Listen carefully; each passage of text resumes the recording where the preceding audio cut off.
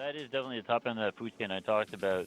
And like I said, especially in a world where you got bigger projects, what's interesting for a lot of people, they don't realize if you build a building, you could easily spend $500 million, right? $500 million.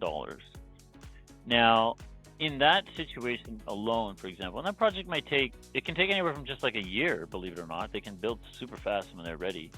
It can take 5 years with um, the planning, scheduling, sourcing, actual building, wrapping up permits, et cetera, et cetera. So when you think about that and you think about the spend, $500 million spent on a project, you need a ton of companies to spend the money with. You can't, it's not like I have one company, I have all the people I need, and off we go, right? There will always be something specialty along the way, and there's going to be tons of specialties. So it's pretty common for owners and GCs who work with, that's why owners have GCs, by the way. The GC just kind of is that coordinator for the subs. But if they don't have a GC, or they are the GC as well as the owner, which is very common too, they're often dealing with 30, 50 to 100 plus subs on a single large project. Now that seems like manageable numbers at first blush maybe, but each sub is doing, one day here, one day there, 2 days off, another day on.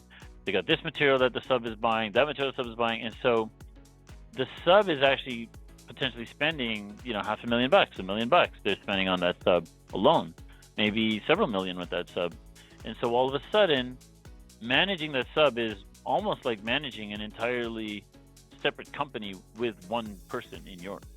And so it's very hard. You need to know every time that they're sick, every time they're going to be late, I got to change 14 schedules that are dependent on them. The machine didn't arrive. The sub can't do their work. What do I do with all this extra labor that's costing me by the day? All of those problems compound, and they compound very, very quickly.